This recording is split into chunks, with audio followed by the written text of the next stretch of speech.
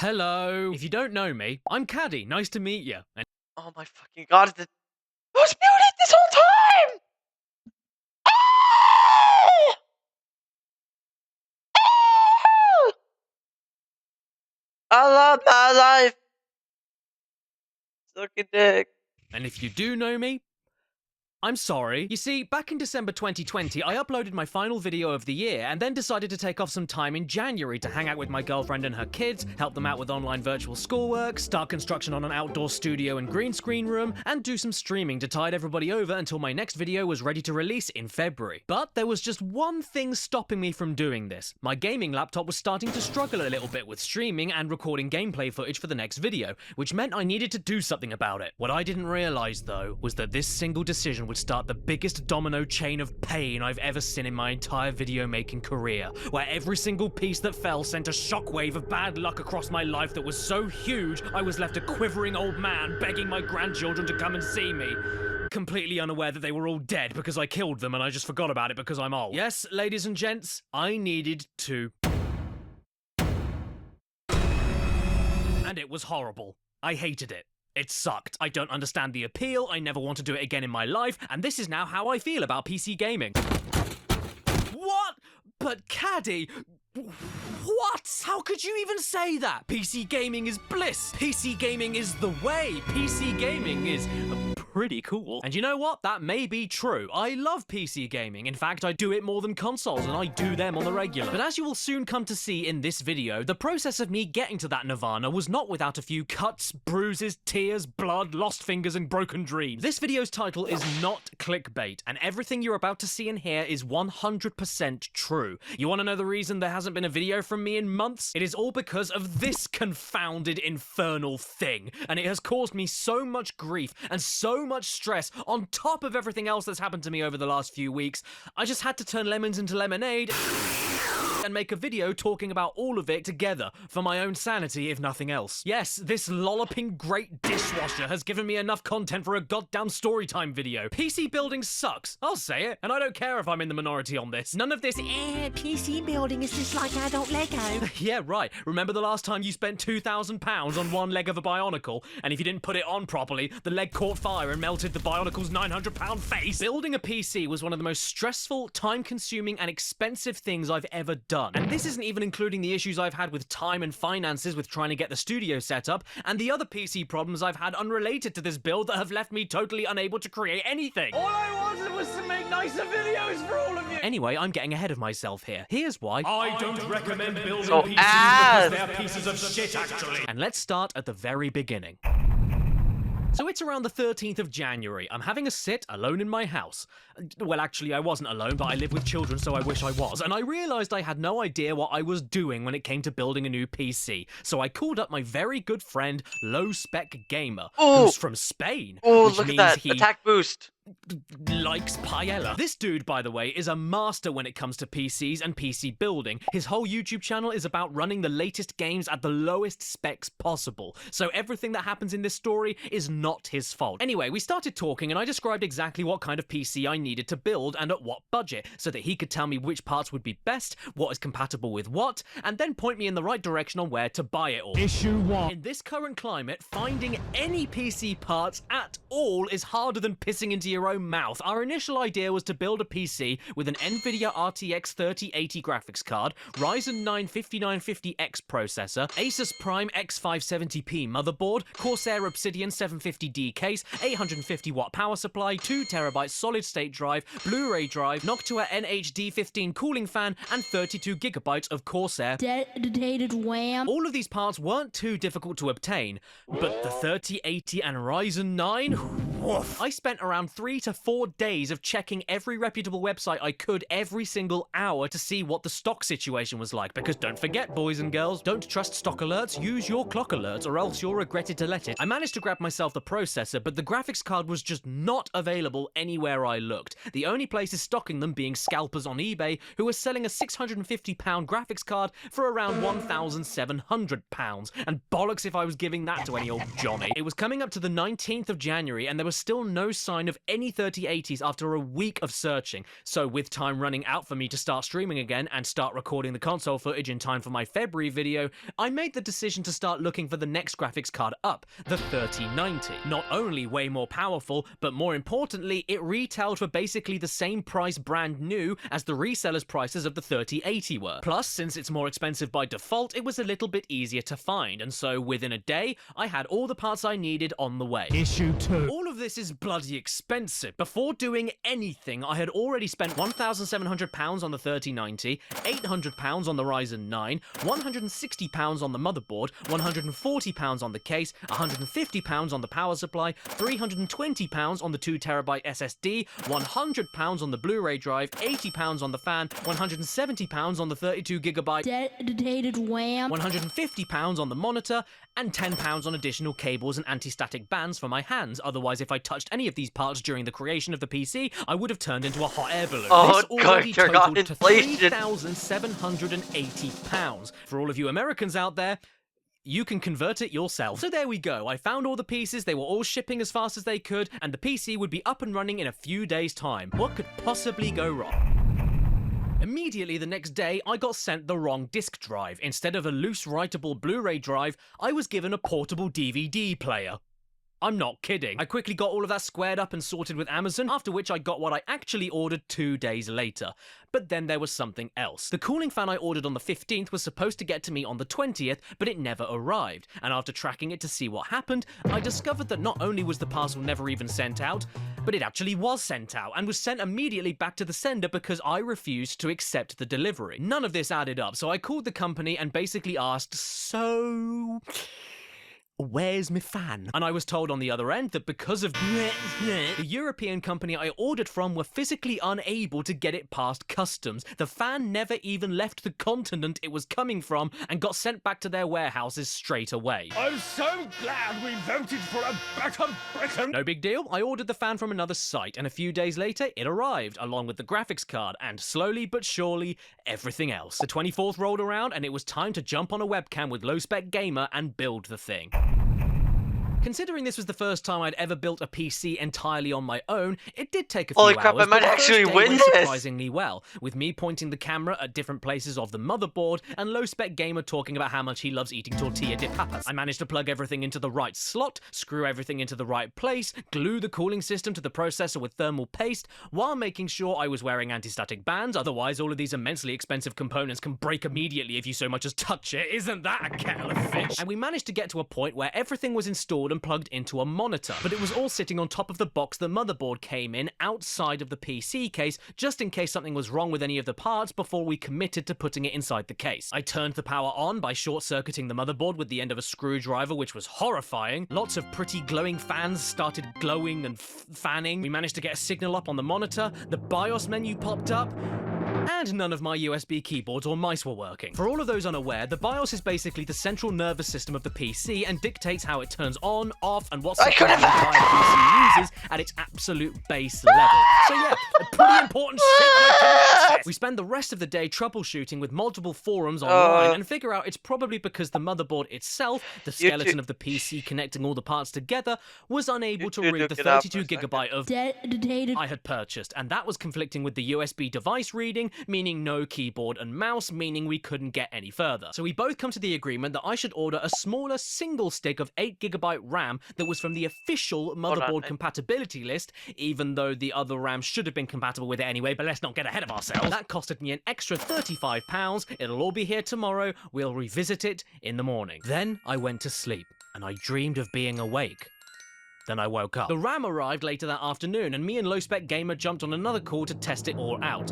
And nope, wasn't having any of it. So then we move on to the next theory. Could it be the SSD? Is that a little bit damaged? Is that bad? Shall we try unscrewing it? Yeah, Low Spec, that's a great idea! No. As it turned out, after another entire day of troubleshooting online, it turned out that the BIOS software itself was too outdated for the ultra-powerful processor I was using to run it, and the only way that I could update it was to unscrew the processor, clean all of the thermal paste off of it and the cooler, boot it up with an older generation processor that was screwed and pasted in, get into the BIOS screen, update everything, turn it all off, unscrew the older gen processor, clean all the thermal paste off of it and the cooler, put the one I meant to use back in, making sure it was screwed and pasted in, and then we could continue on, set up the BIOS, and then stick it in the case and install Windows 10. By the way, in order to do any of this, I needed to wait another day because I needed to order an older gen processor, the only one available at the time being a Ryzen 5 2600 at £160. After my original processor was put back in, we tested everything, got into the BIOS, and voila, we were good to go. So it was now time to unplug most of it, stick everything into the Alright. case, and plug all the other necessary cables in, while Low-Spec celebrated with some Pantumaka. Again, it took me had over an to hour, switch seeing as it was my shit. first time, and I was doing it over camera, and I was being careful, but I eventually made it. So I plugged in the power supply, hooked everything up to a monitor, pressed the power button,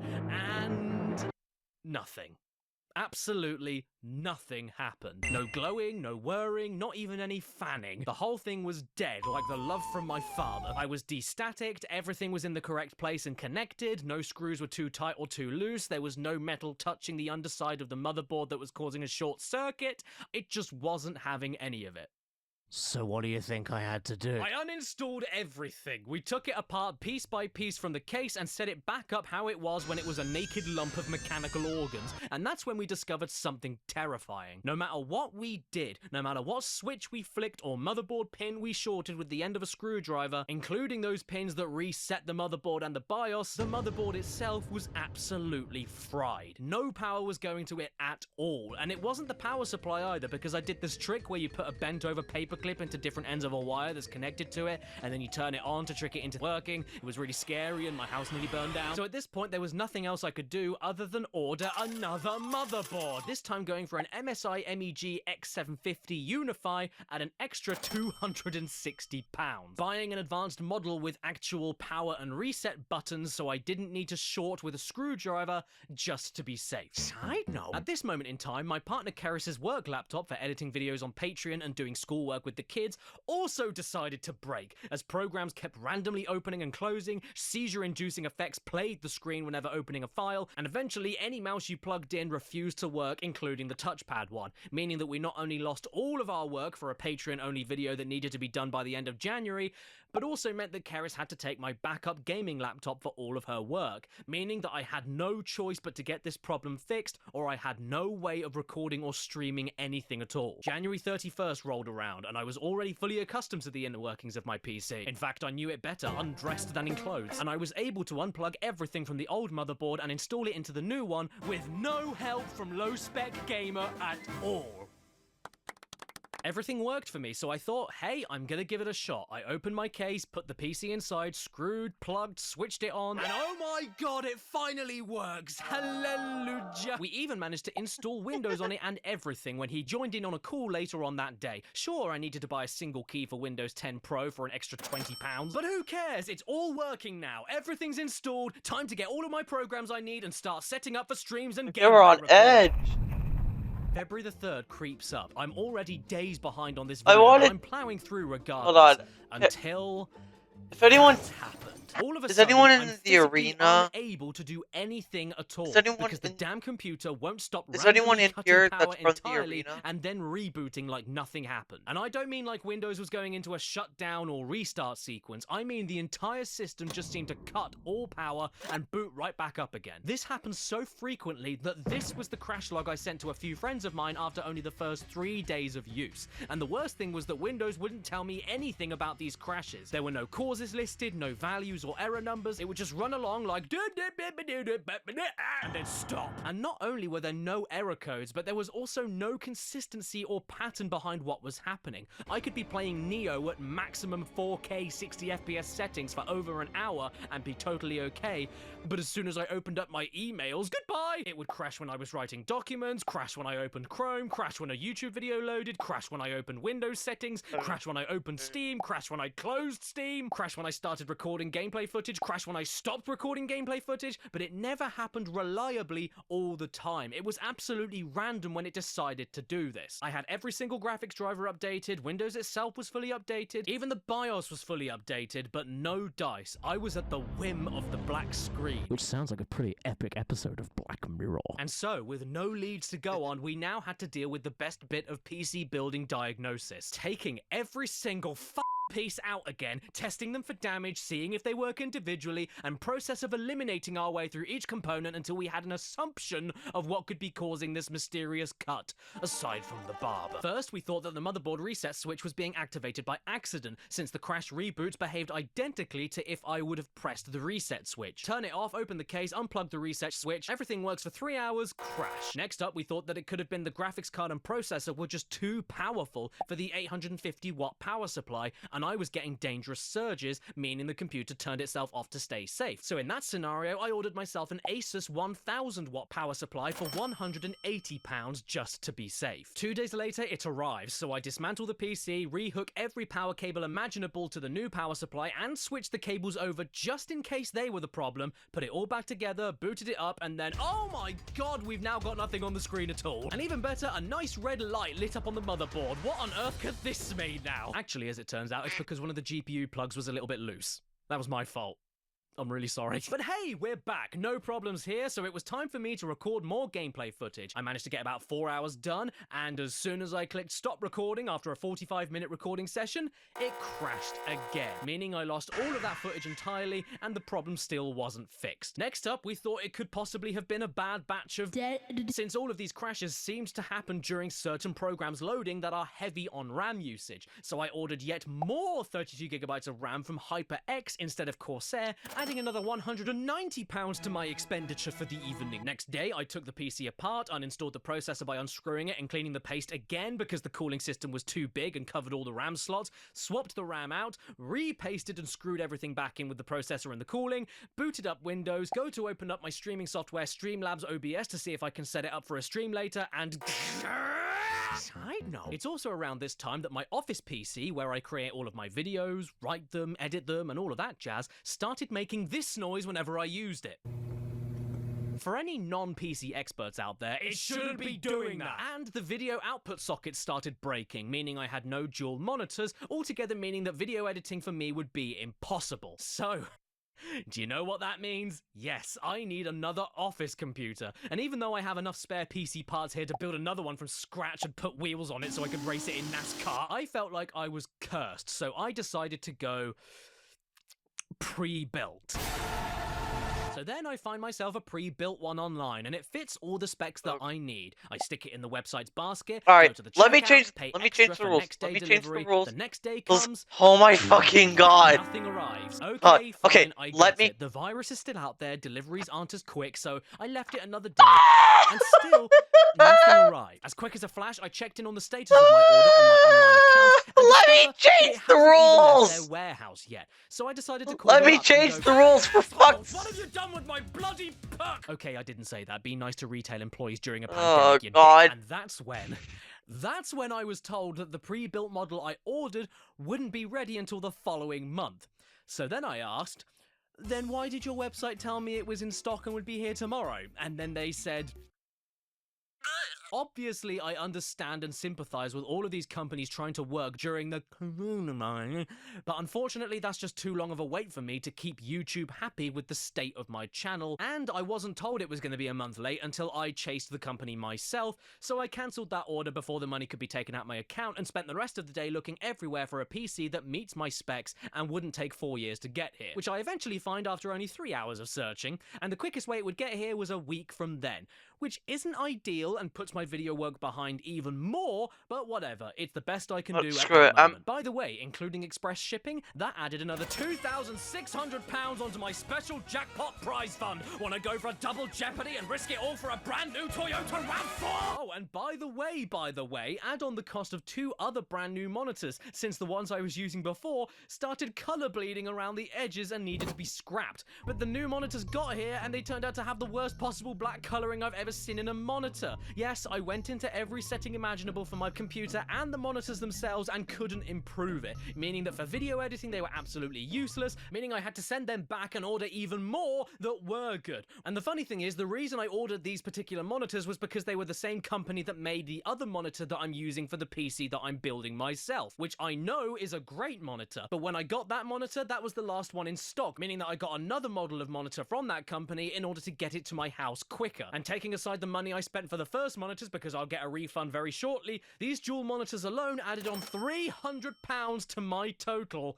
And I still haven't fixed the first PC yet! At this point, me and Low Spec Gamer were absolutely stumped, so I was taking hints and tips from basically anybody on social media because nobody had any damn clue what was going on. Then my friend Devi Brown suggested I buy myself a £15 wall socket tester to see if there were any wiring problems in the wall where my PC was plugged in.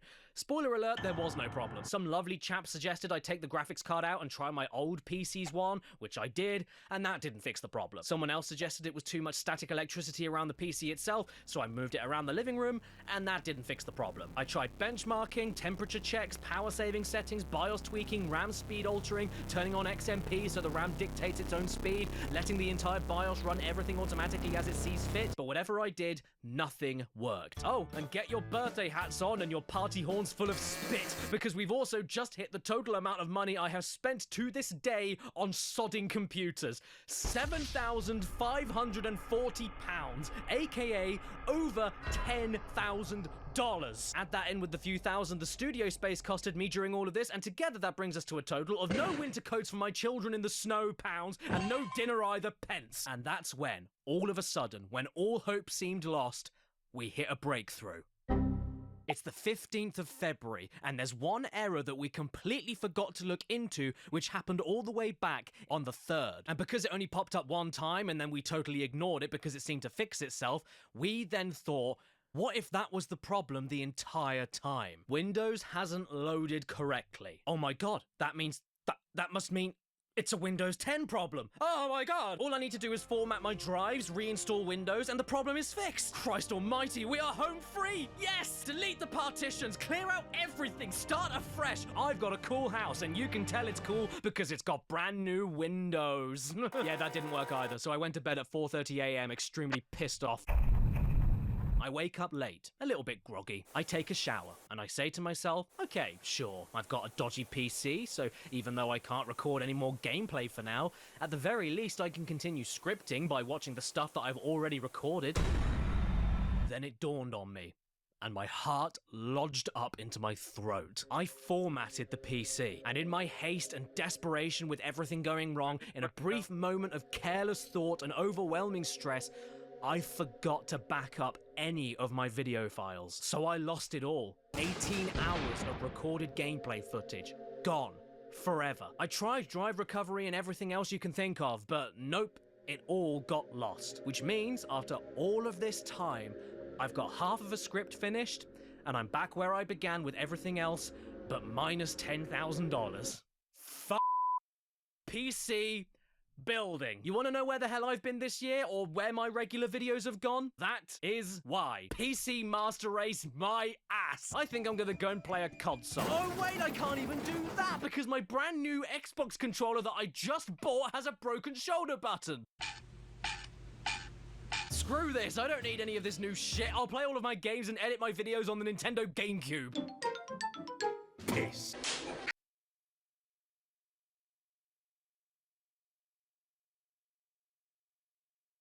And the battery's low. Woo! I knew this was something.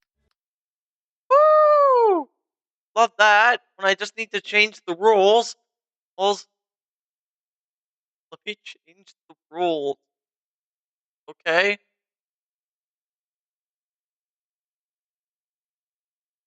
Nope. Thoughts. No. Crap. Changing rules.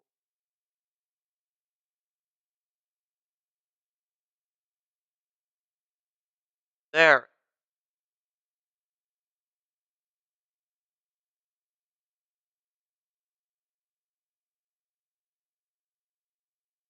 I'll just keep doing it till my phone dies because I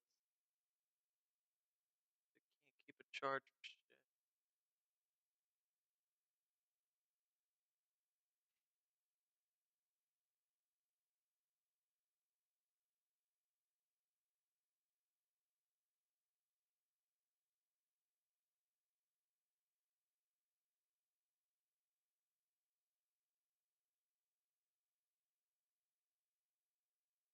Hold on, I need to charge my phone.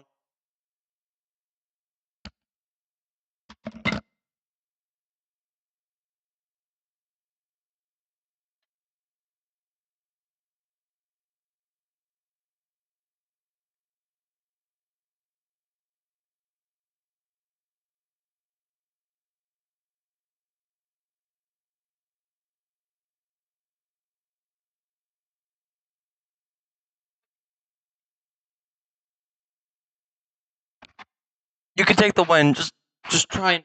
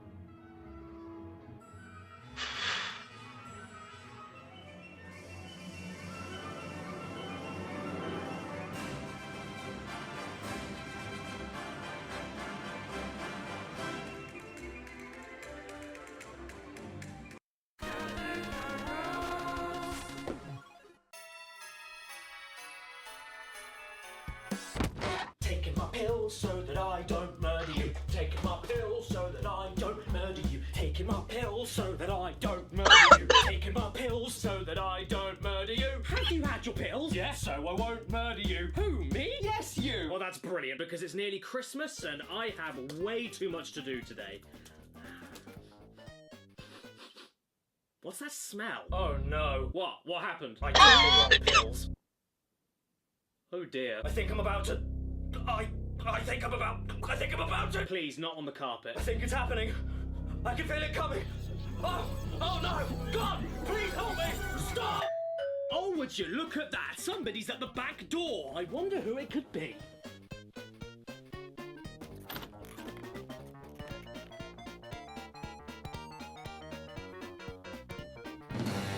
Oh, you again? Come on, it's nearly Christmas. You can't just barge into my life uninvited, lock me inside my house for 8 months, get married to me, leave suddenly after our honeymoon, and then expect me to welcome you back with open arms. I moved on. Say hi, honey. Hello. And it won't be too long before you're gone forever and everybody will be happy to see you fall down. Oh, God, no. I'm sorry. I didn't mean that. No, I'm sorry. Look, I'm just fed up with this year. It's been hard. Come on, don't go. Come back, please.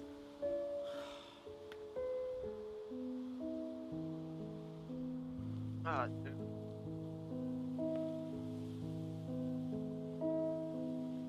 We had a baby. Speaking of bricks, I should really get to ordering my PS5.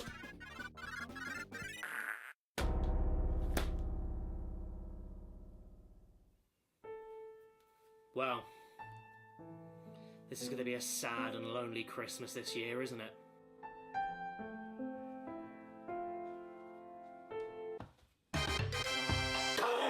Sony! You cheeky little fans! Seriously, these things were impossible to find, weren't they? So I consider myself extremely lucky that PlayStation themselves looked at smelly old Caddy and gave one to me. Thank you so much. It means the world to me. I love this thing so much, I could just give it a big old caddle.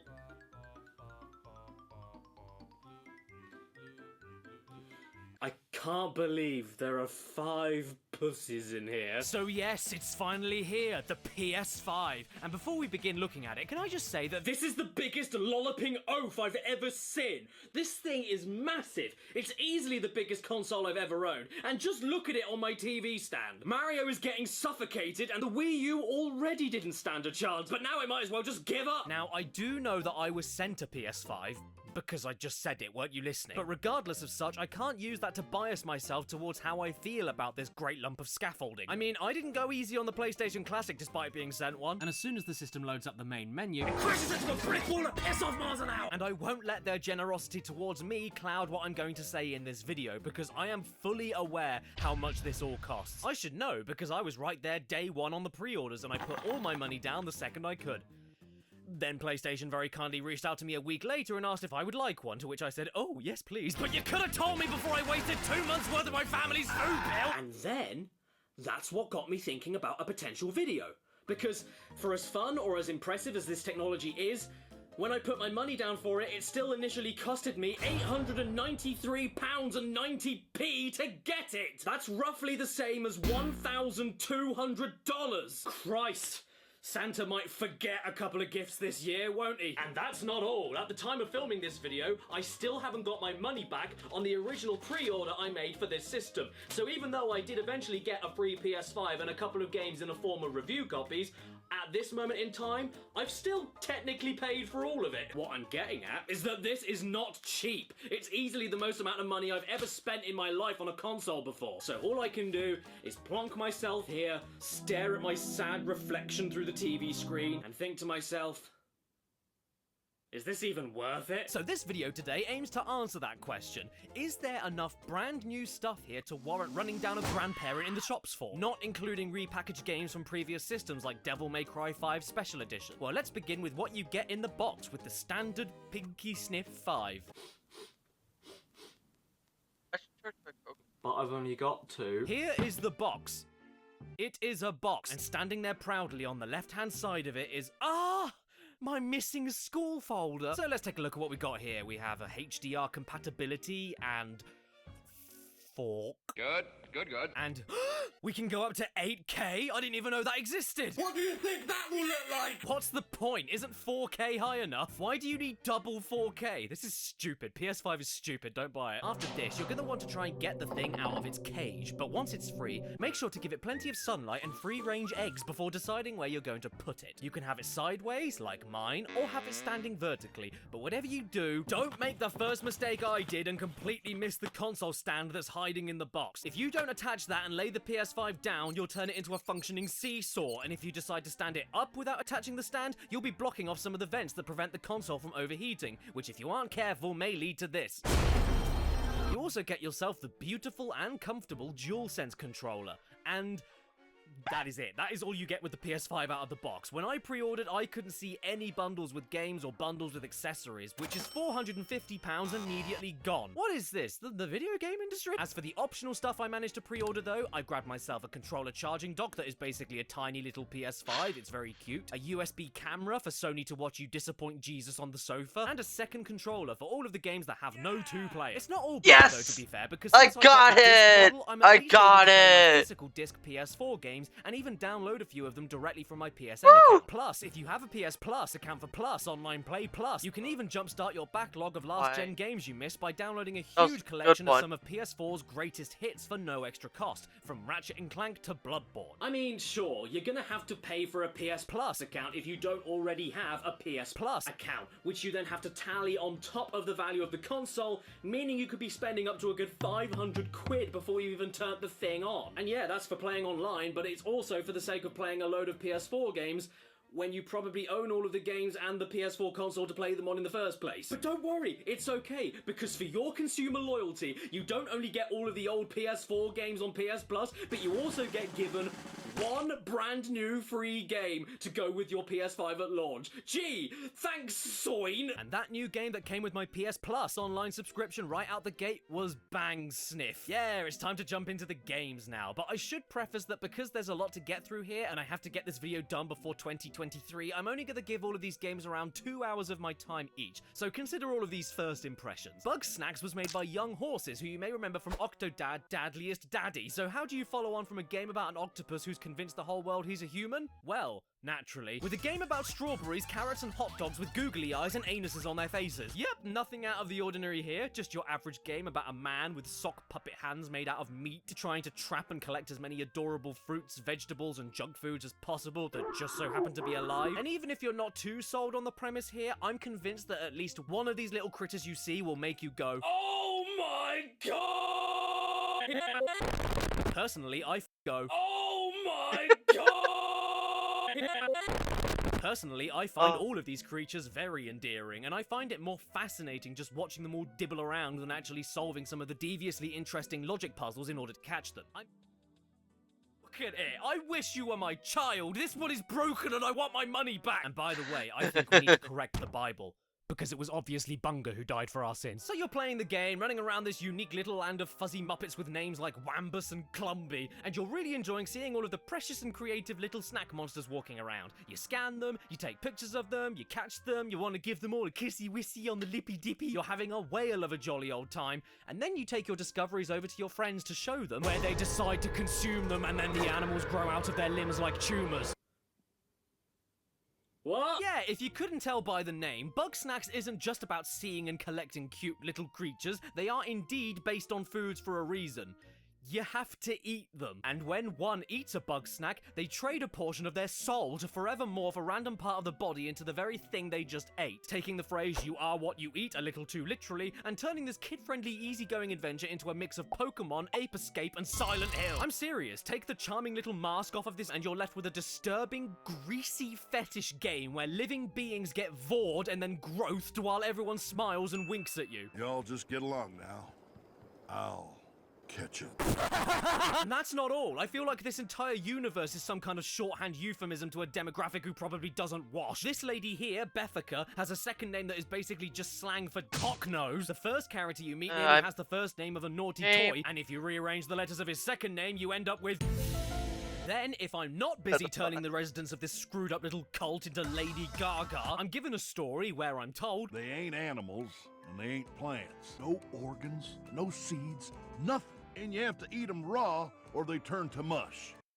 that. I swear, man, this is an unintentional horror game. I'm getting chills. I even discovered this part right here, where Wambus won't stop talking about how much he misses his wife, but then after going to his house to rummage around illegally, I discovered that he has a cactus that he dresses up exactly like his wife, that is right next to his bed, which is right next to the front door. Wambus doesn't only love getting prickles and scabs between his legs, he's also proud of it, and wants Yeah, the entire I town to played see this him do game. it. This It game was- is for it was kids, kind of- and we have an exhibitionist. Nobody's figured out how Bugsnax reproduce, but I got an idea. I'm gonna ram my dick in a cactus and grow some myself. I'm quitting this game forever. I feel all sticky just looking at it. Oh my god, what is that? Oh, so far I've been scarred for life and it only cost me £500, so thank you, PlayStation. What else have you got for me to nibble on? What's this here? Astro's Playroom? It comes pre-downloaded with every console for absolutely nothing? Okay, I cool. played. Well, it may be nothing more than a tech demo, but as Prince Andrew once said, I can't say no to a free go in a playroom. So here we are, Astro's Playroom, or as I like to call it, Jeff Bezos Simulator. How dare you take a toilet break on your shift? Get back to work! Astro has sort of become a mascot for PlayStation as of late, but not a mascot for the company. I mean more the PlayStation console tech itself. I have never heard of a hardware mascot before, aside from these handsome young chaps on graphics card packaging, but whenever PlayStation have a new console or a new piece of tech for a console, Astro is usually front and center to promote it because he apparently lives inside it. And I'm okay with that because just look at him. He's so cute I could pee all over it. This here is a short but sweet collectathon platforming game in which you explore the worlds that exist within the PS5 console itself. There's a world inside the graphics processor, a world inside the cooling system, a world inside the solid state drive, you get the idea. And there's not really that much to it. You explore, fight enemies occasionally, find secrets, and jump all over the damn place like a little lamb running from the farmer's shotgun. Most importantly though, this game will make you point and laugh excitedly at the screen with great enthusiasm while making noises like because of the dozens and dozens and dozens of references they included. Joel, please stop scaring me. Look, Ellie, I just think that The Last of Us 2 is a fine game, but just not worth Game of the Year. Astro's Playroom is essentially a massive dump of fan service and celebration over the PlayStation brand and how far it has come since 1994. If the entire point of this game was to reinforce to you why buying a PS5 was a good idea, then it does its job so damn well in that department. You often forget that you're playing a tech demo disguised as a simple platformer, to be honest, because there's just so much to absorb. With references and background details to PlayStation exclusives everywhere, more subtle and hidden Easter eggs to other games associated with Sony,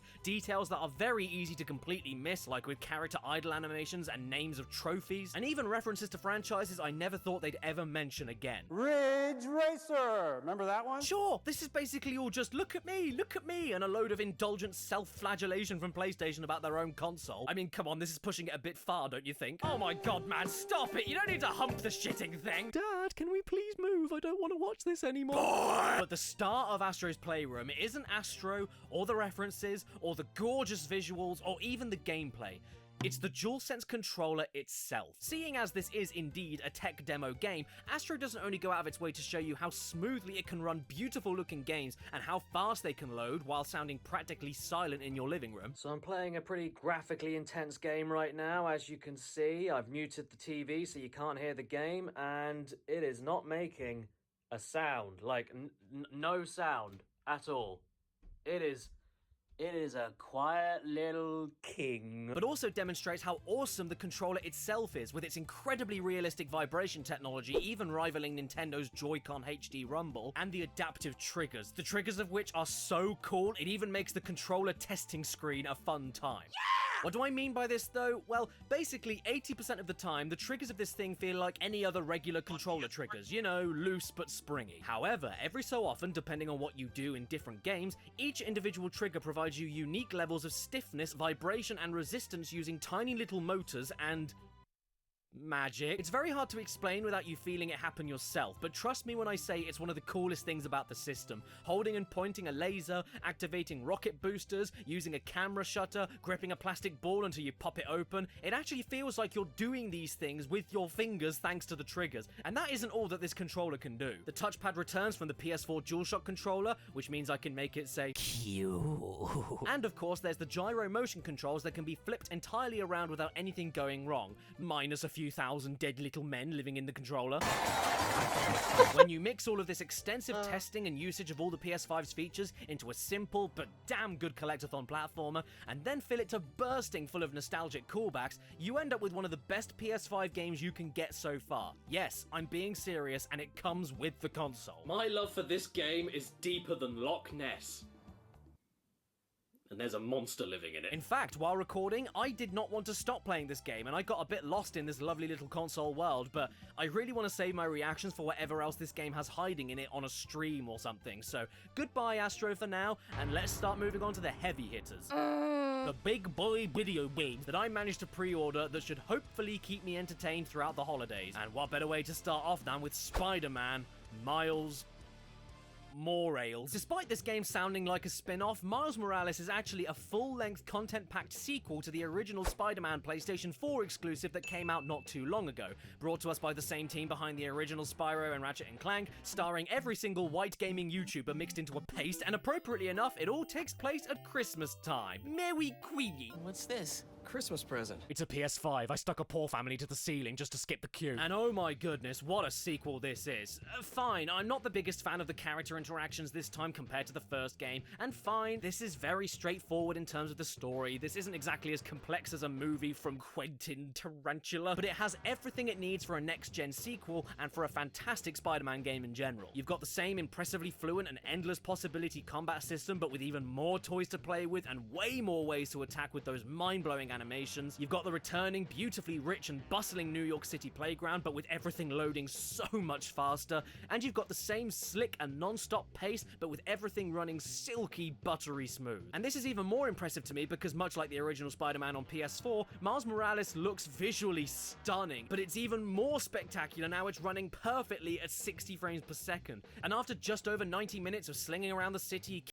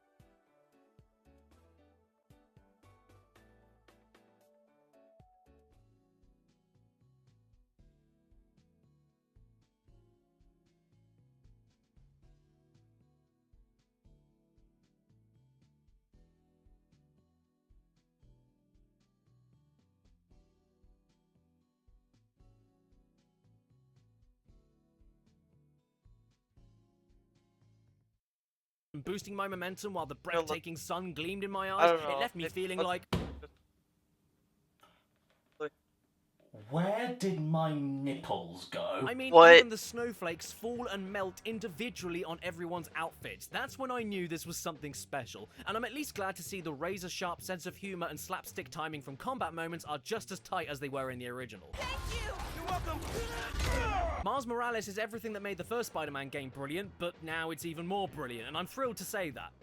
Well, except for the first spider suit you get, I really hate that neck. I can't help but think that's his flappy neck skin. It looks like the shaft of an old man. And I would love to play this game a little bit more for this video, but unfortunately I started a quest from my mother to open the front door to my house when the game bugged out and absolutely refused to let me leave the kitchen. I am stuck staring at my mother's bum while unable to step back away and walk to the front door. Why is Miles okay with this? Miles, can you get the door? Yes, I'm trying, Mammy, but you locked me in the kitchen. Why don't you get it? Aside from that weird problem I had, though, I still think you should get this game as soon as you can, because you get to see Spider-Man's banana lair in 4K.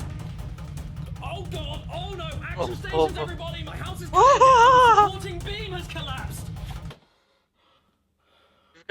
You forgot to put the stand. It's gonna blow up. Oh. Next up, I got myself Godfall. The game about gods. That fall.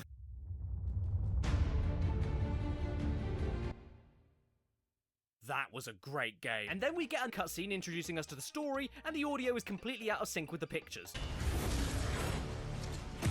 It turns out that this game was published by Gearbox, so if you thought for a moment that Gearbox would have their name attached to a stable game... It was all a lie. Sorry, I'm being horrible. The game was fine for me after that, but if there's anything I think you should definitely fix, it's the title, because it should be called Godfall Asleep. This game bored me, I'm sorry to say, and that sucks because there's so much here I absolutely love. The controls are tight, the DualSense trigger effects and dynamic vibration feel extra crunchy, and once again, the game looks wonderful and loads obscenely quickly. Not to mention the performance, 60 frames per second flawlessly again. But none of this really matters when you're thrown into a bland world where everyone has names like Orange, the characters deliver their lines like supermarket cashiers, and the point of the game is you needing to get stronger in order to stop your evil brother, who you used to love, but now he's evil and he's too powerful. And then you get the gameplay, and oh boy, for an action combat RPG, the combat is remarkably game-breaking right from the start and not very interesting. Your combos feel absolutely endless, there's no stamina bar to punish you for spam attacking or spam dodging, the timing window for shield parrying is way too generous, most of the enemies are consistently staggered by constant quick light attacks allowing for easy room clear-outs, and the more abilities you unlock and get to play with, the easier it gets. I played Godfall for just over 2.5 hours and I only healed manually one single time. Not only because of how simple it is to overpower your enemies, but because all the enemies drop so many health pickups that you'll only find yourself low on health during boss encounters, which also drop health during the fight. And no, me using a higher than average damage pre-order weapon doesn't make a difference to how the combat works, because I was having all of the exact same issues even with the weak starting weapons at the very beginning of the game for about 45 minutes. It feels like Godfall is trying to be like Neo, but the odds are stacked so highly in your favor that you'll be able to power your way through missions without really thinking about it, using high power and low power attacks to your heart's content. I mean, even during the parry lesson 45 minutes into the game, I didn't even need to parry because the dude would not hit me if I just stepped to the side. It got so bland that as soon as the second mission began, I switched to hard mode, and even then, I still didn't struggle. Or, if I did run into an enemy slightly more complex than the rest, I still wasn't massively thinking about how best to approach them because they all go down in the same way. Oh, and what about that awful lock-on camera? You know, the one that doesn't make it clear at all if you're even locked onto an enemy, and doesn't actually move the camera's focus around your body for the best viewpoint of the enemy, and that can't switch targets with the right stick while you're locked on. In group situations, which 90% of my fights were, this all makes the lock-on practically worthless, meaning you have to swap your right thumb between dodging and turning the camera all the time, which is not exactly ideal. And what about the other half of the game, the looting? Sure, I gotta admit, I do like the idea of finding new gear and seeing how it stacks up to your current gear. It's very Borderlands-ish, But when you're jumping from the stupid fast pace of the combat to the running around blank empty spaces, making sure you smash absolutely every single item in each room before moving on, and then stopping and waiting for the items to hit the floor, otherwise you won't pick them up properly, you'll quickly see how at odds these two major mechanics are with each other. Crafting upgrades and finding items is a big part of Godfall, so you will need to do this slow, samey smashing up exploration as often as you can. And by the way, who decided that the shield throwing move needed a cooldown? Because when you're trying to hit switches from a distance and you miss, you need to wait around 20 seconds to try again. Oh, oops, need to wait and try again. Oh, oops, need to wait and try again. Oh, oops, need to wait and try again. Oh my god! Sorry, I feel like I'm being unfairly harsh with Godfall. I mean, like I said, I'm only really getting first impressions here, and I would not say that this is a bad game in the slightest. Just boring, uninteresting, and samey with a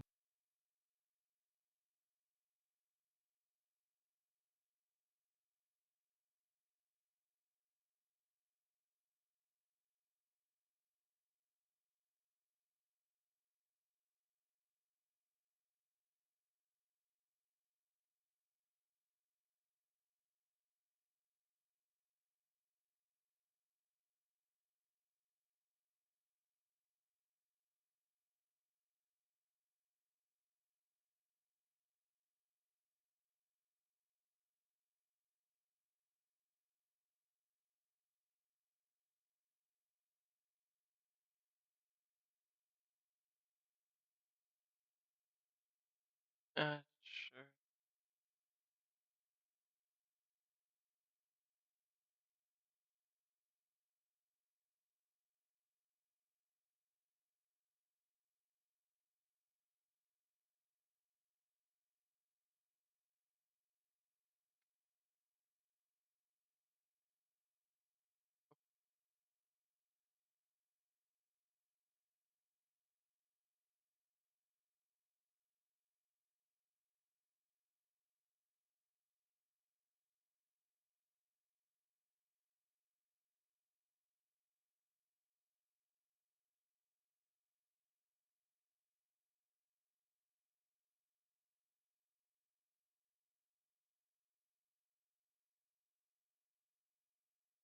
Alright, let me change category.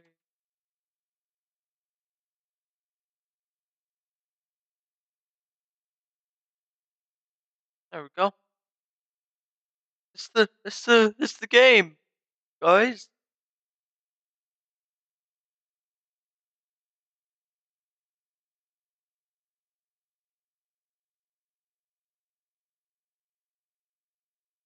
Size down.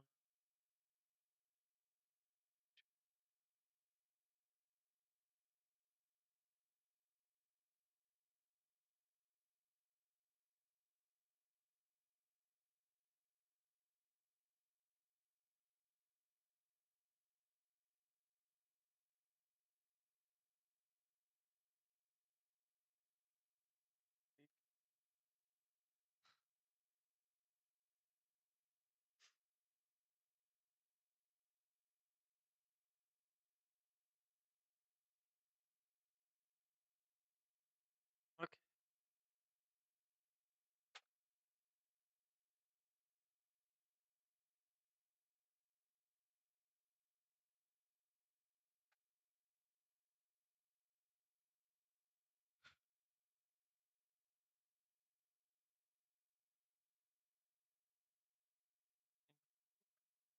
Hey, your turn. Can you move? Get our turn. Entry system. This terminal get started. The Mindscape Tower, home of Mind. Here's the most cutting edge development.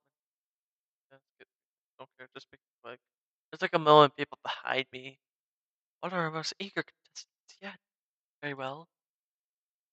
Please insert your platform into the slot.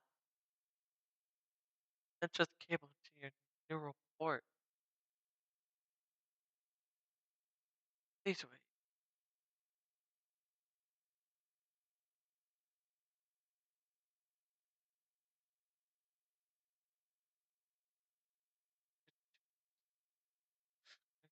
Number two.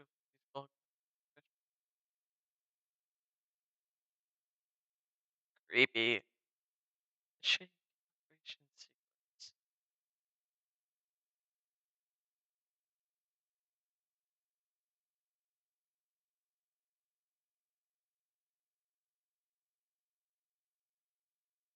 Nothing. Then we're gonna do. Ready to play. The base is not really my.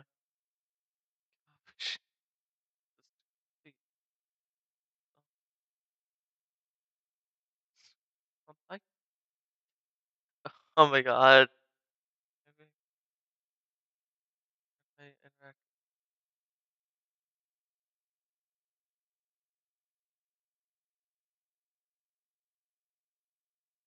Yeah, yeah. Where's Mike? Great job. That's what. Chad. Give it a go. 7. Okay, I'm starting to get the hang of it. Simpler. Going That's okay. Cool.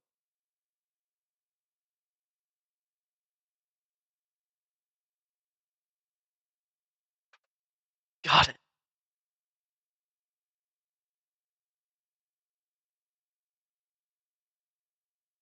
Arrows.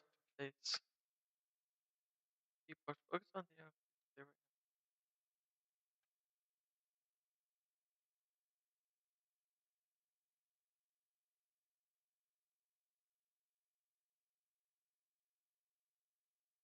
Good job.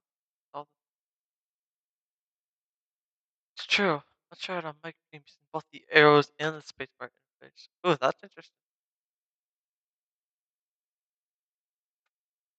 Got it. Great work. Time for another interface. This time use the arrow. Listen, you do it? Maybe.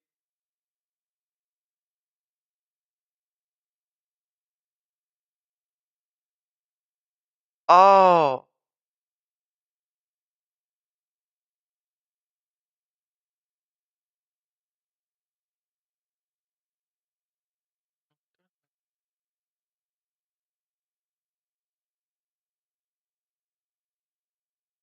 Oh, jeez.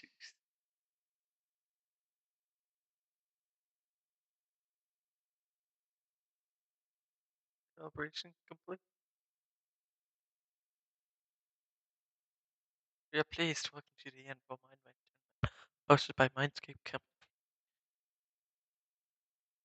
By proceeding through the gate, you'll be ready to participate in the tournament. No, but oh, I've been waiting for.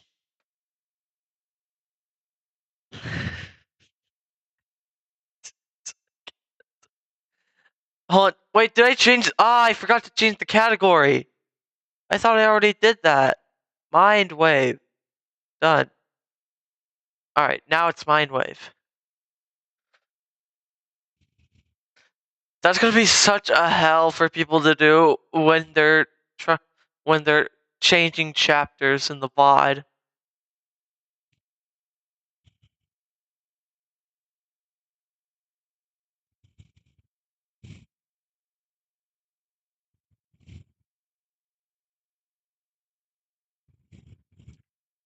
Oh.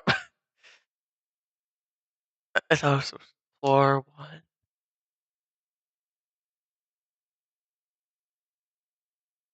Hey, Pandora.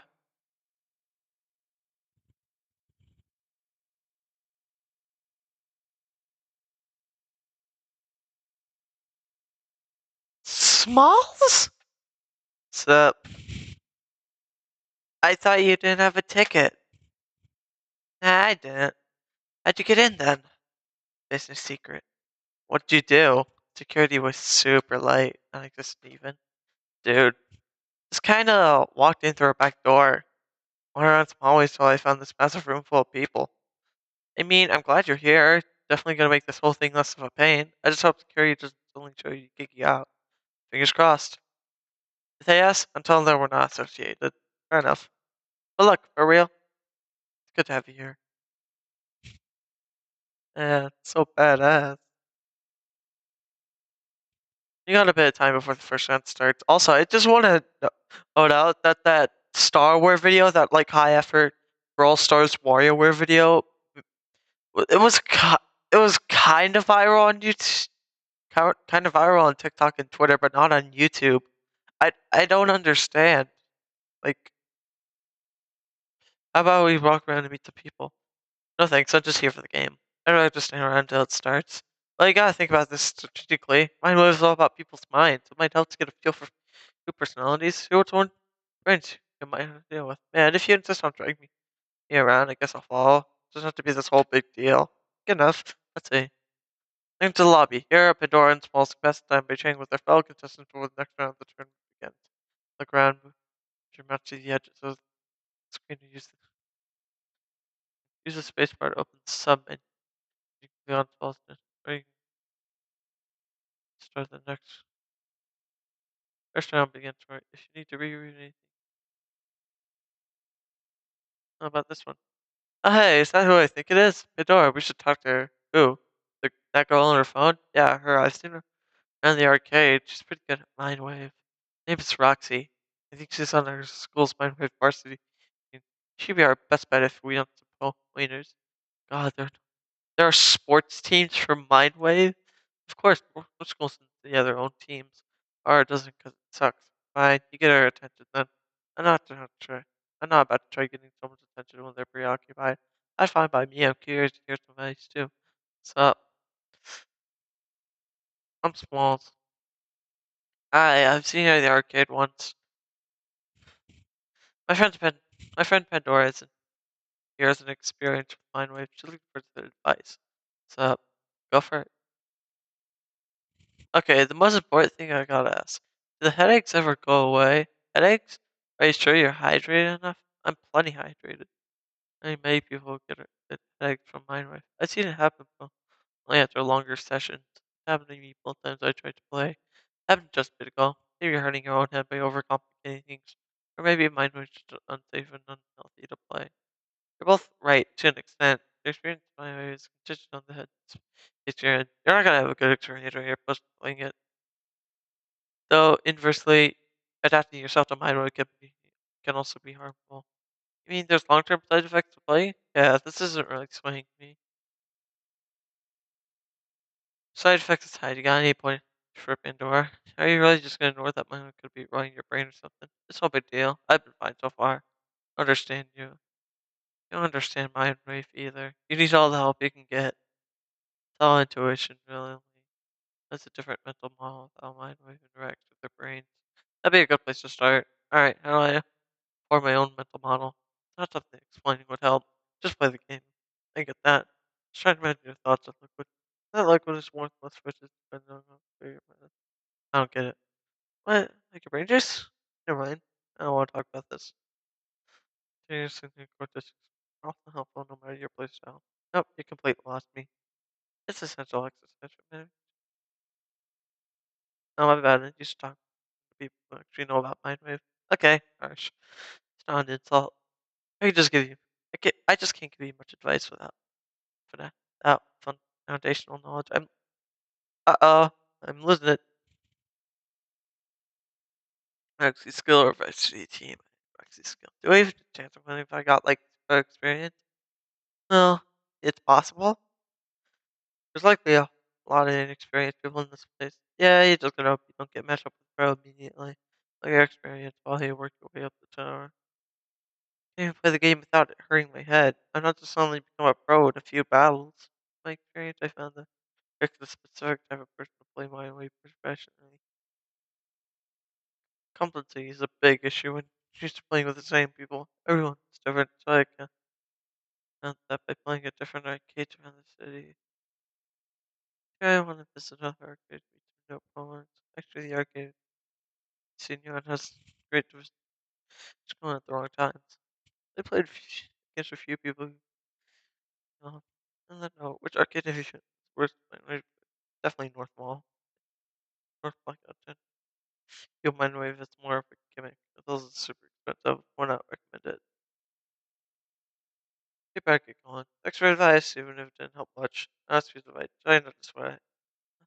Are they even professionals control against things? Stressing about your odds will only make them worse. All you can do is be confident in what you have. Thanks. What's the tournament, Roxy?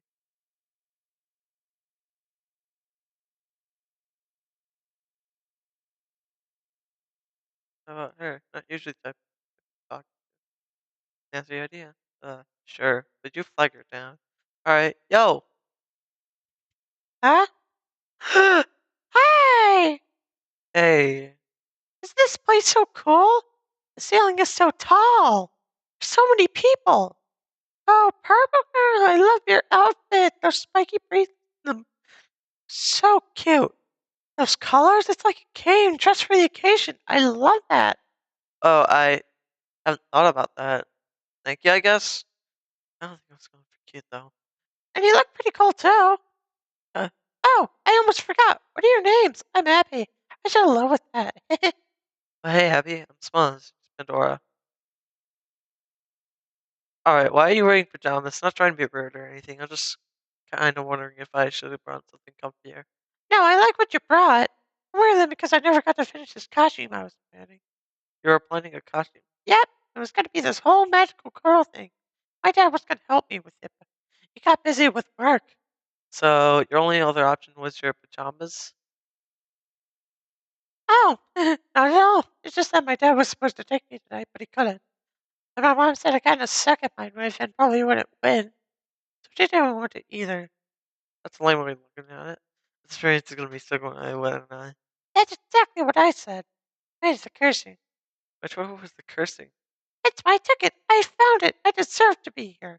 So I just pretended to go to bed early tonight, then I snuck out. You snuck out? Like you just slipped through the door and hopped on the subway? Well, it was the window, but pretty much. You don't really seem like the type of person who'd do that, like at all. Why not? Before we moved here, I'd sneak out all the time. My friend used to ask me pretty much every night. You get invited to a lot of parties? Nope, I never got invited to parties. In fact, I don't think any of my classmates in my hometown party at all. We all knew each other's parents, but it was really hard to get away with it. Where were you going at night then? Just the park. We had plenty of time to hang out during the day, but it was special having it to ourselves.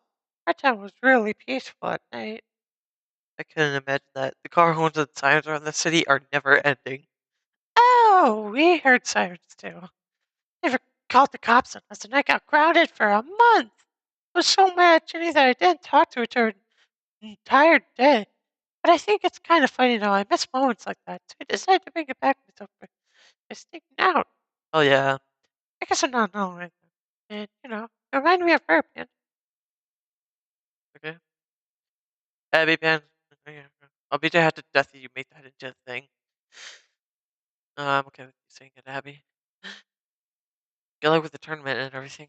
Oh, maybe I could get your numbers. In case either you lose immediately and we'll never get to talk again. You might also lose immediately. Here's my Pandora's. Thanks. But I didn't give you permission to hand out my number. But sure, yeah, maybe we could hang out sometime. As long as you don't get grounded for tonight's rebellious stunt. Maybe when I come home with the prize money, they'll be less mad? Hopefully. See you, Abby. See you too. Oh, I think it's about to start. Already? I didn't get to ask anybody. That's the rest. Attention, contestants. The pool's round is about to begin.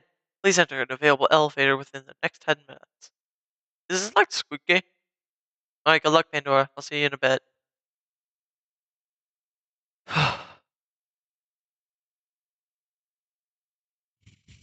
Oh my god. Greetings, contestant. Please ensure the cable to your nerve point to confirm your entry. Identity confirmed. Pandora. Pulse round with control. Please stand by. Okay, this feels weird. This is actually starting now. Everything feels so quiet. I guess the silence is nice. My ears aren't being constantly bombarded by the crowd. People irritating. Small space is all bearable. Talking with them never feels like a chore. I'm starting to worry about entering other people's minds. I don't even play Mind Wave. After this door opens, there could be anyone behind it. some deranged lunatic for all I know. I just need to stop overthinking this. Beat whoever's behind that door and meet up with Smalls again. Even if I don't think I could do it, it's not like I can go back now. Was it your VTubers different from the highlights? Oh, uh, oh, this one? This one was one that a friend made. Oh. Okay, I'm starting to get it now.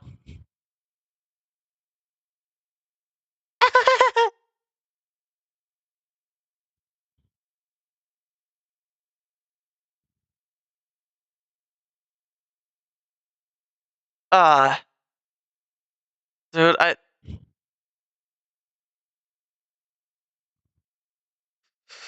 okay.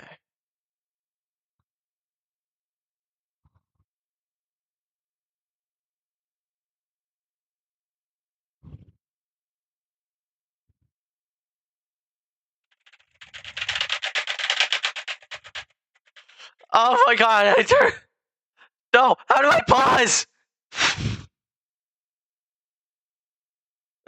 Dude.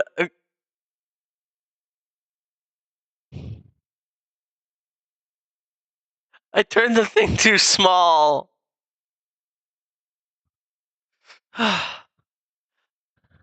Escape? Okay, thank you. Thank you so much.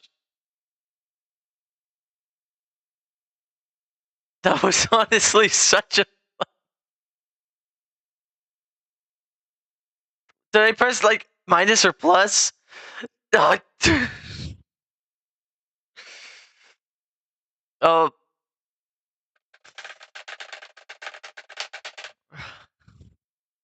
There we go.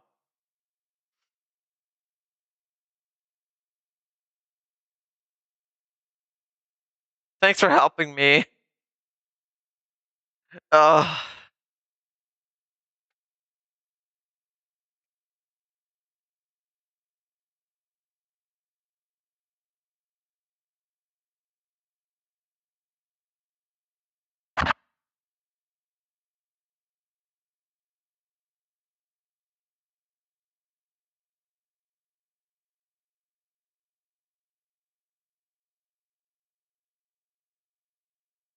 Oh god.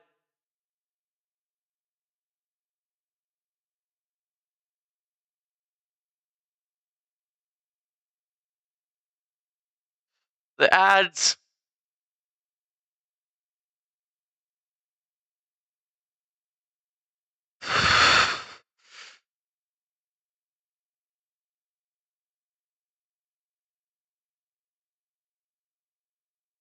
No. Fish. I guess that's it. The mobile correction? Wait, are you on a phone?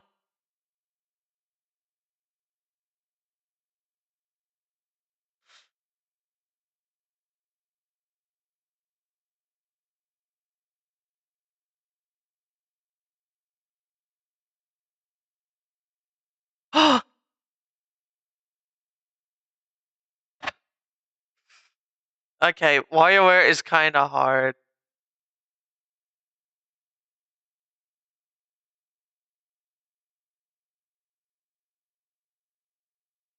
Up, down, down. Nice.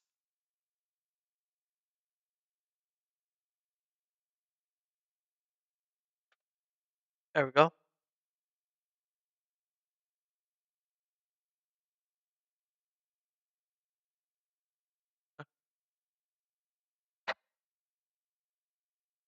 Uh, 5, 3, 6.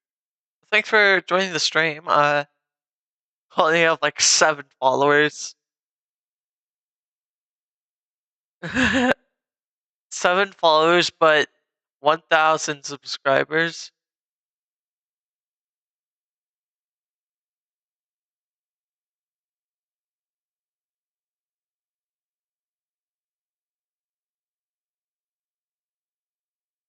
It's also on the About page. Oh.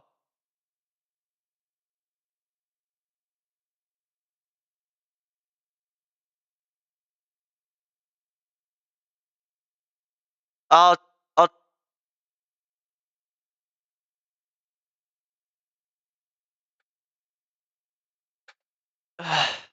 that one's hard.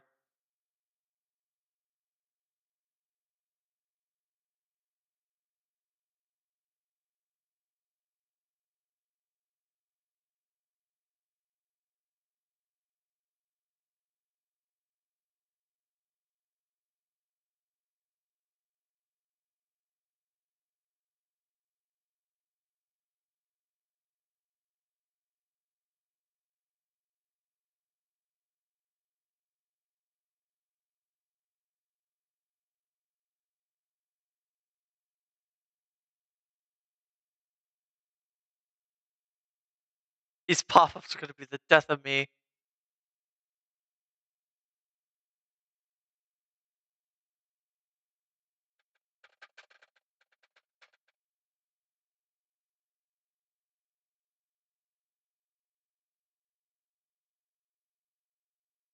Ugh.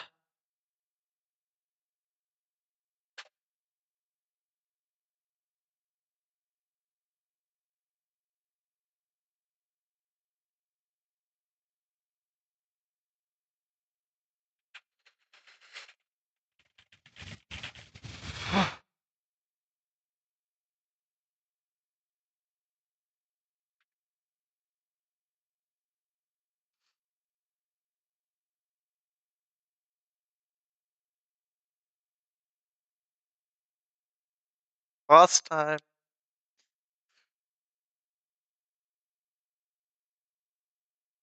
Oh, the game is muted? Oh, I'm so sorry.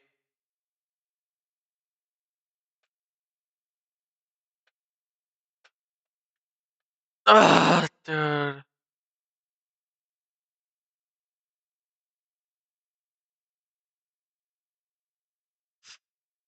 Okay. Okay, I'm sorry.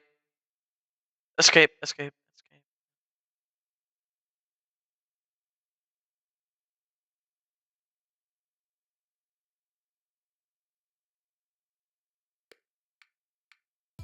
Alright. Should be fixed.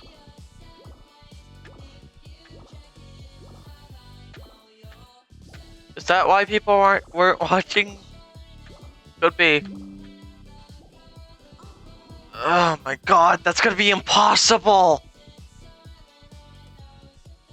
I have to do it all over again. I will get this done. It's on low volume, dude.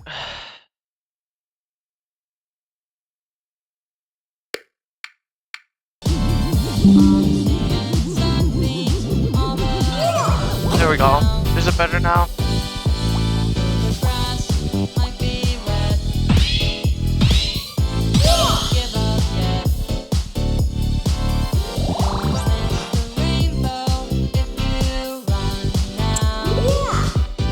I thought that would be low, but no, it's high. I thought that would be high, but no, it's low. I thought whatever.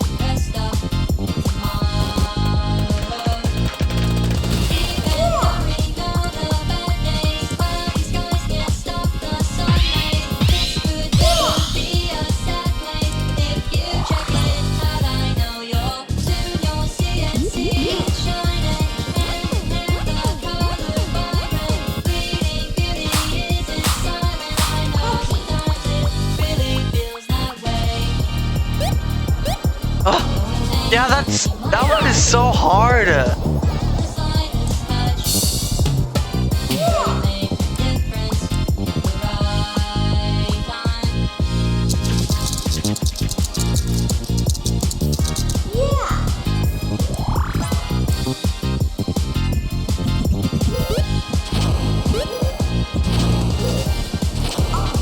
I couldn't. An ad was in the way.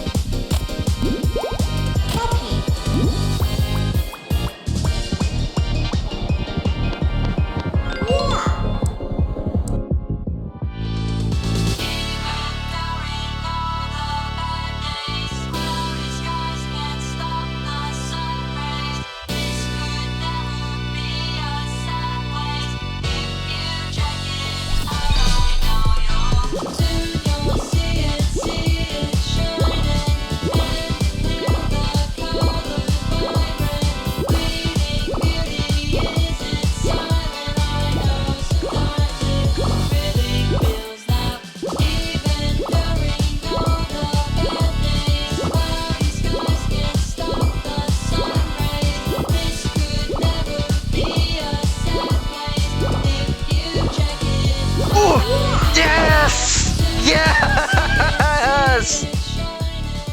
Oh, that is so awesome!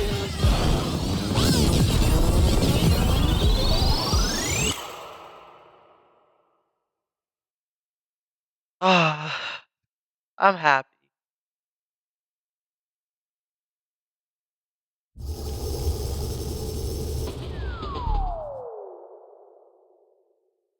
Also, I'm so glad I got CapCut back on my phone. Congratulations, Pandora. I can find videos now. Probably make a highlight reel out of this. You performed well enough to move on to round 2. You're being sent to the next floor. When the doors open, please exit and wait for the next round of the tournament.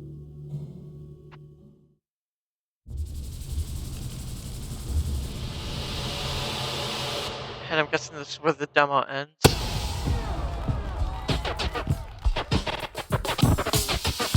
Wow, that was amazing! That was an amazing demo.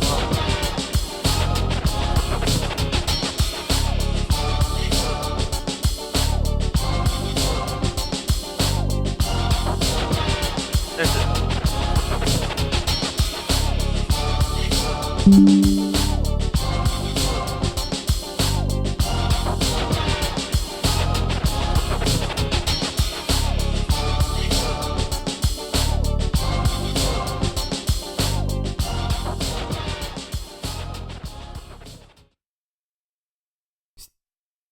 Right.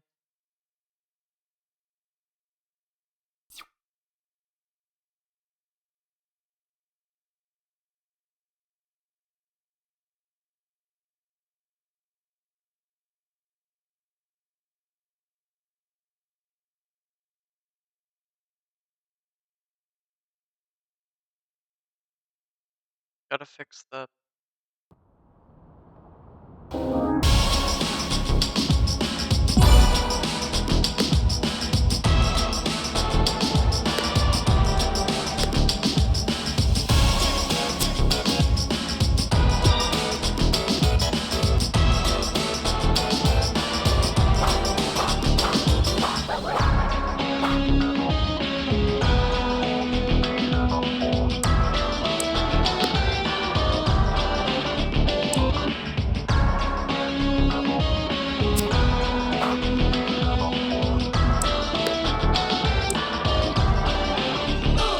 What?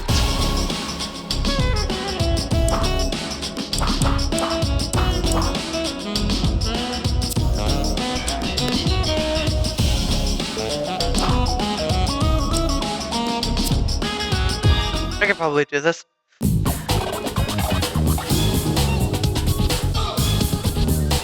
Okay. Oh my.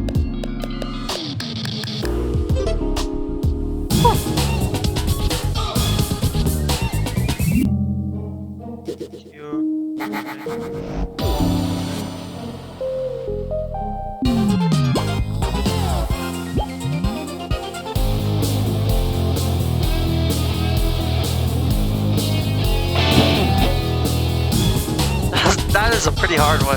Not gonna lie. Down, left, up.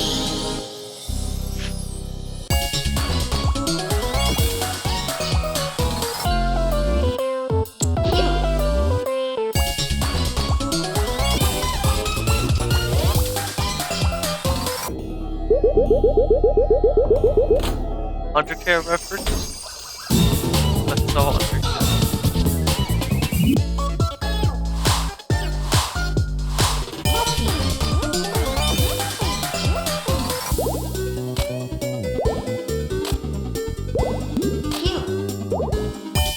Oh, I got one more hit.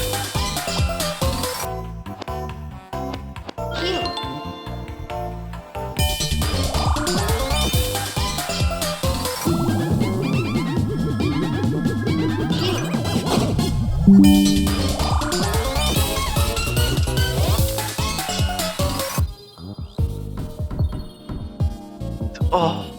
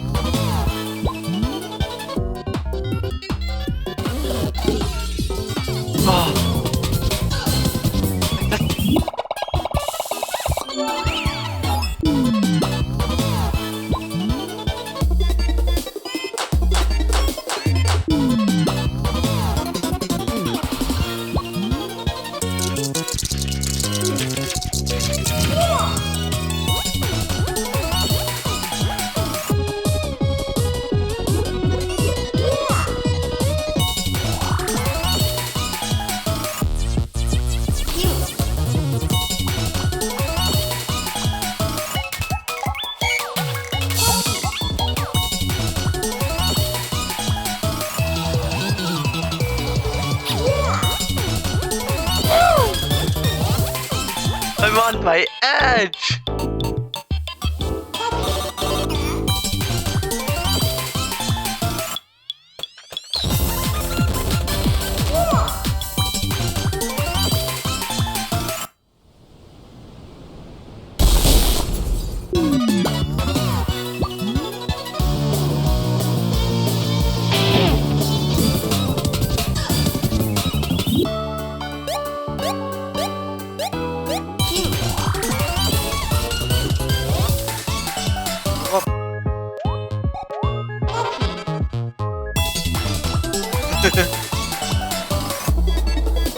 Oh no!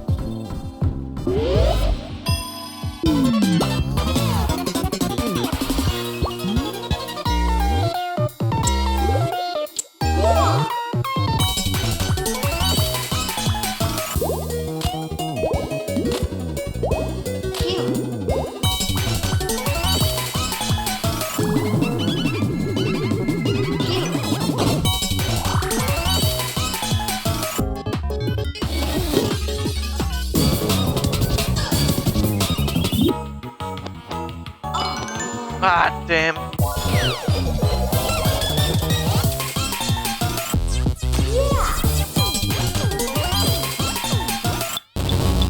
What? Oh god. How did I do that? Oh. Dude.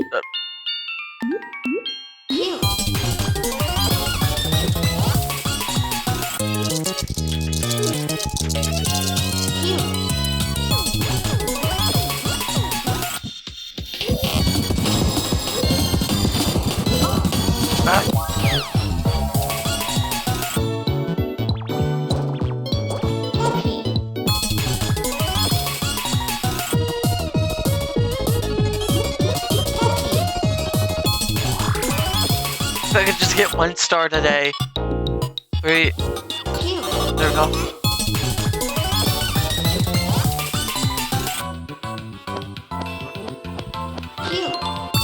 Six stitches.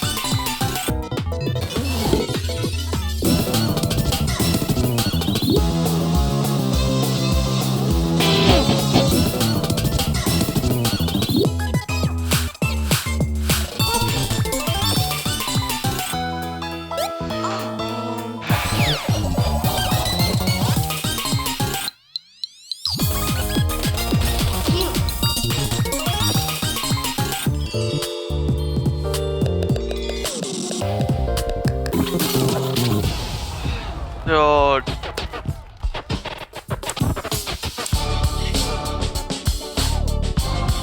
Where do I land?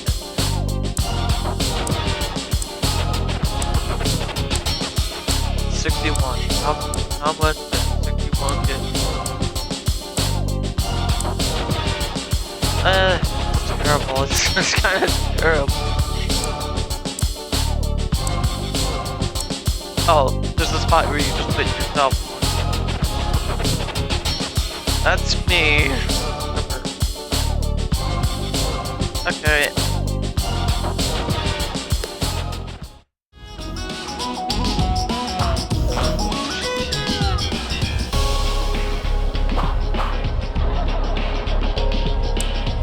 Simple.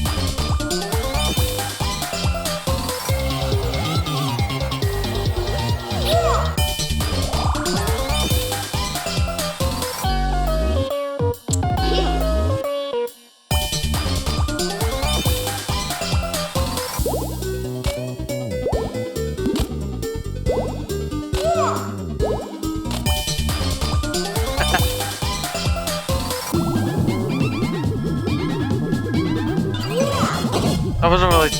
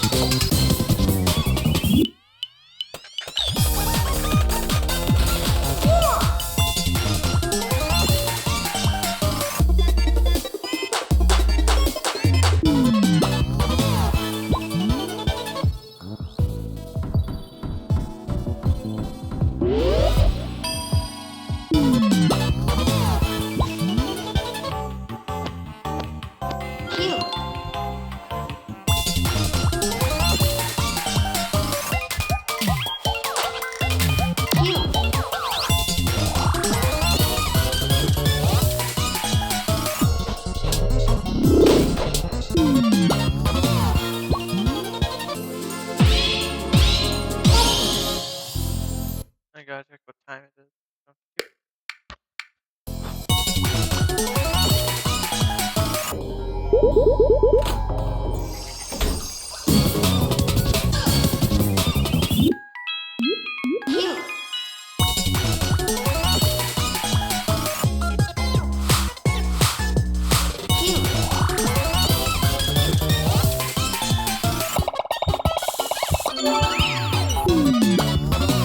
Falcon's gonna be so excited. It's nearly such a ride.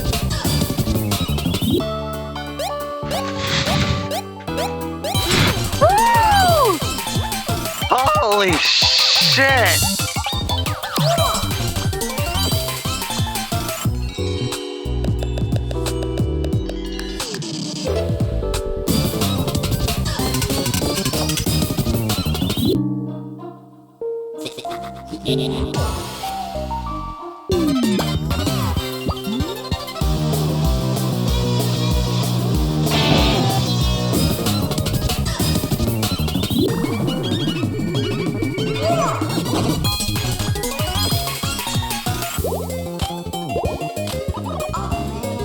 Oh, dude, it's skinny!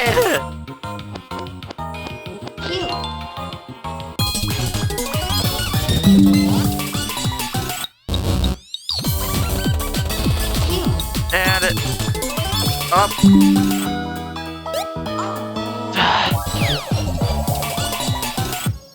That made me lose track.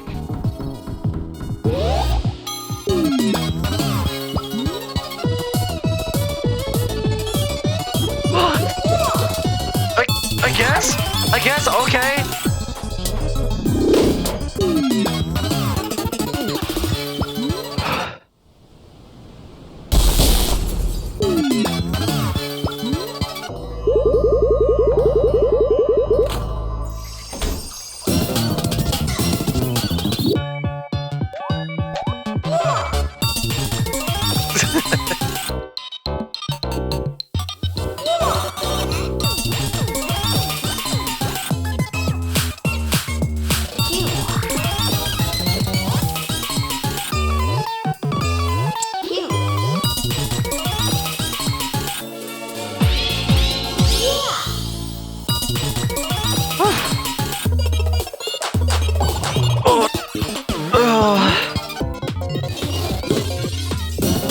Get your brains out.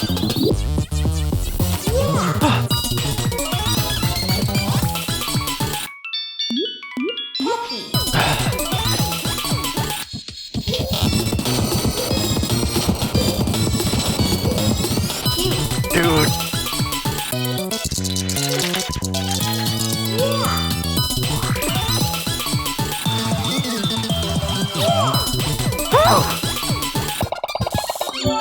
That was a triangle, but okay.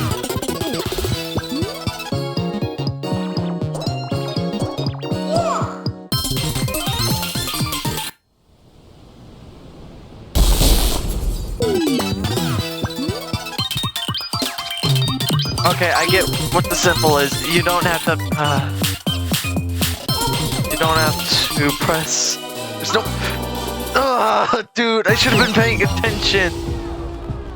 I should have been paying attention. How long? How much do I place on the ranking? 4,328. That's not bad. No. It pixelized your avatar. Okay, I'm good for another. Do it.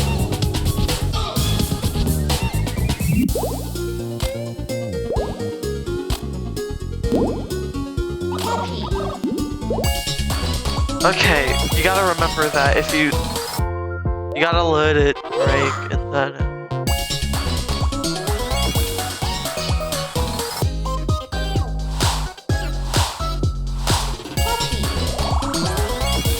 I need laser focus.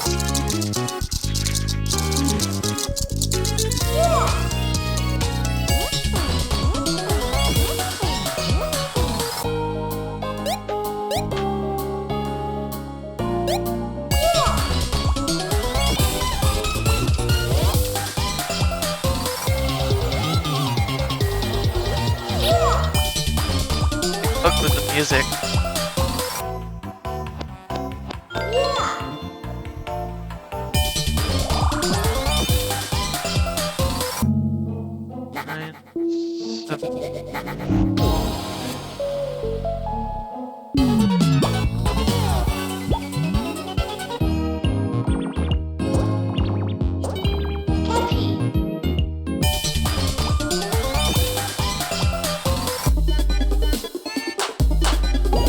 There's like no.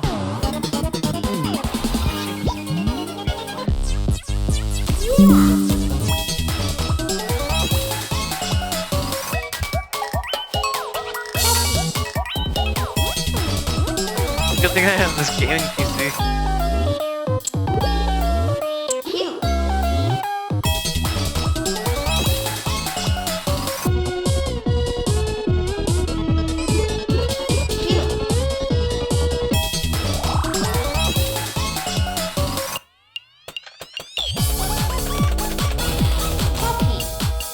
Got fast fingers.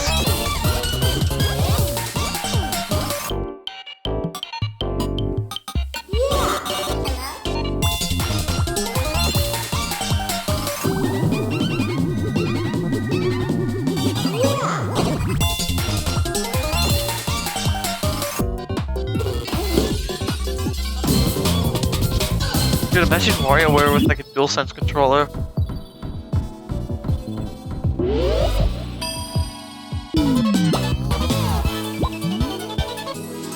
Now, you have to pay attention to the transform one.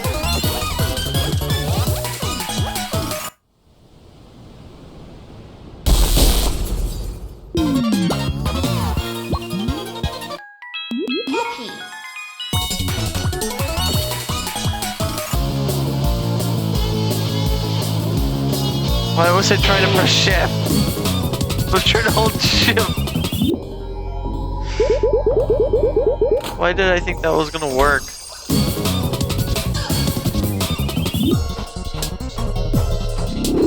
Damn it!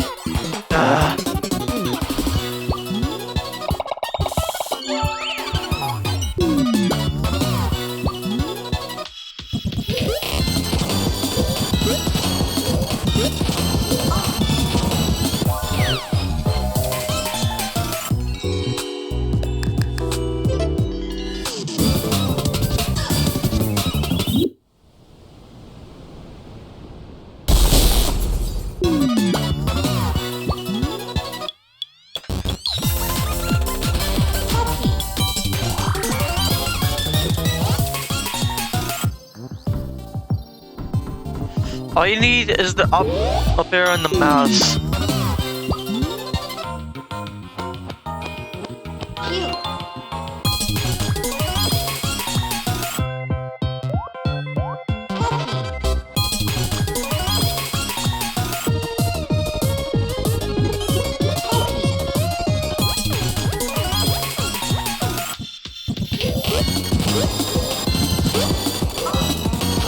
Dude. That didn't work.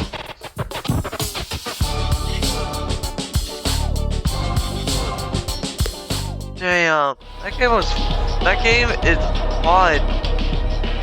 That is, I would go back to that. That actually, and honestly, it is just really good, really good. I hope that full game is gonna be like leaps better than a whole, or not just like leaps better, but like a whole lot of content, lots of goodness. Cause the art, the music, the gameplay, it's all amazing. I just want to make sure you guys support the Kickstarter, cause I can show you the Kickstarter right now.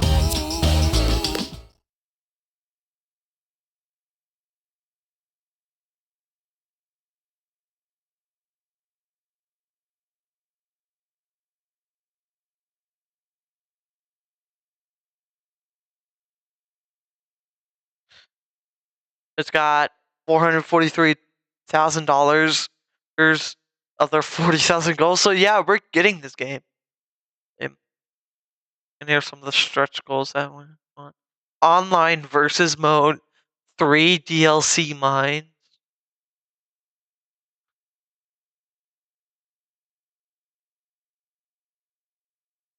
Oh my- 3 DLC.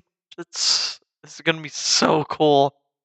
Steam Works support for creating custom microgames and characters with the ability to share and. So yeah, we're getting that too. Smalls B-side DLC.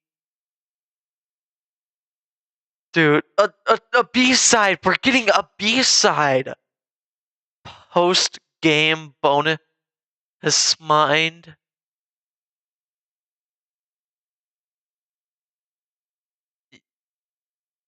Oh, it's going in reverse order. Post-game.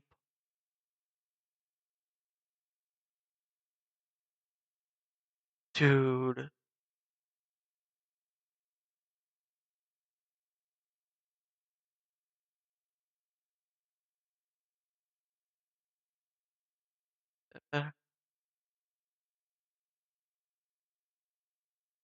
So yeah, I do.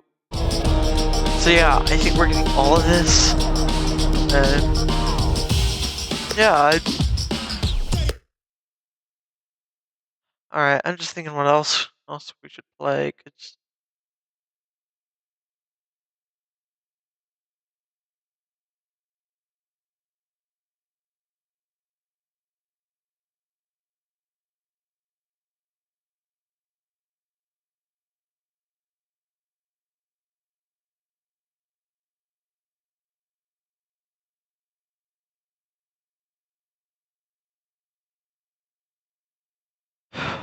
okay.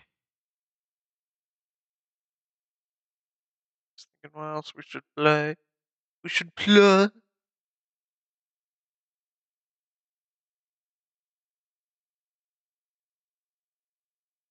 I don't have my controller anymore.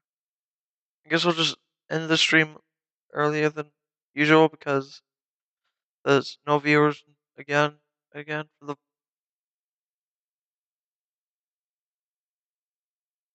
Alright, I guess that's it.